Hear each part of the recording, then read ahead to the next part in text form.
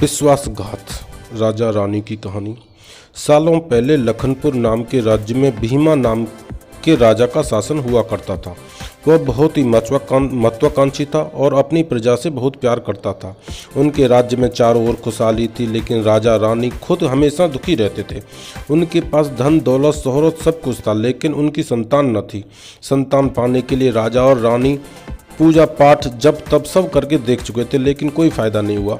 एक दिन महर्षि के कहने पर राजा ने महायज्ञ कराने का फैसला किया। यज्ञ और भगवान के प्रताप से राजा को एक बहुत सुंदर कन्या प्राप्त हुई। राजा रानी के साथ पूरी प्रजा खुशी से झूमने लगी। राज्य में चारों तरफ खुशी का माहौल छा गया।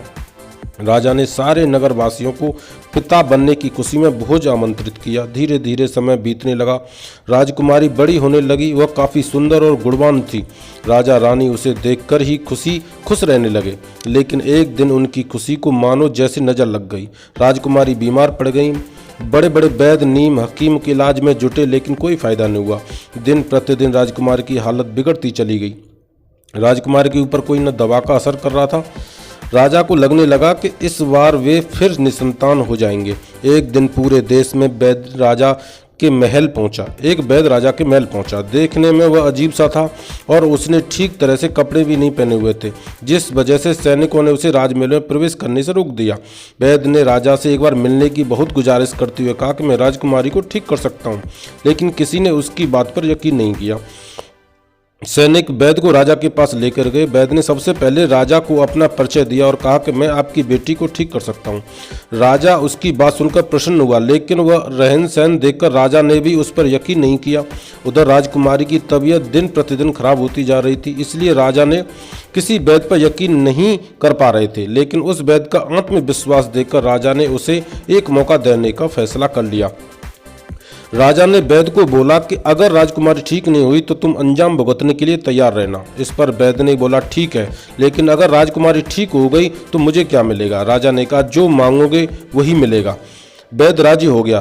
राजा खुद उस वैद्य को लेकर राजकुमारी के पास गया। राजकुमारी बिस्तर पर बेजान सी लेटी हुई थी, लेकिन ऐसा लग रहा था जैसे किसी ने उसका सारा नूर निकाल दिया हो।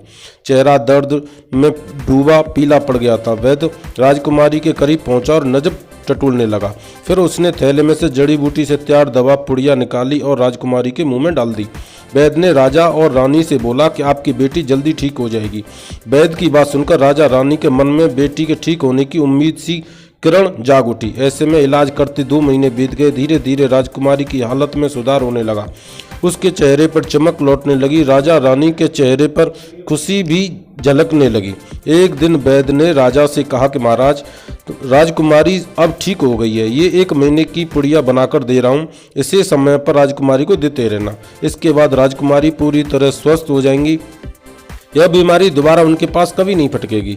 अगले दिन राजा ने वैद्य को अपने पास बुलाया और कहा कि वादे के मुताबिक मैं तुम्हारा इनाम देना चाहता हूँ, बताओ तुम्हें क्या चाहिए? वैद्य बोला सोच लीजिए राजा जी, आप अपने वादे से कायम रह पाएंगे? राजा ने बोला तुमने मेरी बेटी को स्वस्थ किया, बोलो क्या मांगते हो? वैद्य ने मुस्कुराते हुए कहा आपकी आधा राज्य और बेटी का हाथ। इतना सुनते ही राजा आग बबूला हो गया। उसने कड़कते हुए कहा तुम होश में हो? अगर तुमने मेरी बेटी के प्राणों की रक्षा न की होती तो तुम अब तक यमलोक पहुंच गए होते। उसने सैनिकों को आदेश दिया कि इसे राज्य से बाहर निकाल दिया जाए। वैद्य कुटिलता से मुस्कुराते हुए वहां से चला गया।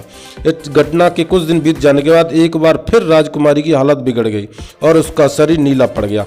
आनंद फानन में राजवैद्य को बुलाया गया। राजवैद्य ने बताया कि राजकुमारी को जहर दिया गया है, इसका तोड़ किसी के पास नहीं है। अगर कुछ देर राजकुमारी ने दम तोड़ दिया, पूरे राज्य में मातम छा गया। राजा रानी शोक में डूब गए।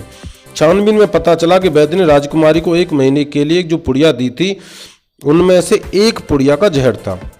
वैद्य को पहले ही शक था कि राजा उसकी बात नहीं मानेगा, इसलिए उसने एक पुड़िया में जहर भरकर रखा था। उसने सोचा कि अगर राजा शादी के लिए मान गया तो वह जहर वाली पुड़िया हटा देगा, लेकिन अगर नहीं माना तो इसकी सजा राजकुमारी को भुगतनी होगी। वैद्य की चाल कामयाब हो गई। कहानी की सीख। दोस्तों, कहानी की सीख है, अगर किसी से वादा किया है या तो आप वादा मत करो, अगर वादा करते हो तो उसे पूरा जरूर करना चाहिए। यही कहानी की सीख है कि हमेशा अपने वादे को पूरा करो अगर आप वादा करते हो तो। धन्यवाद।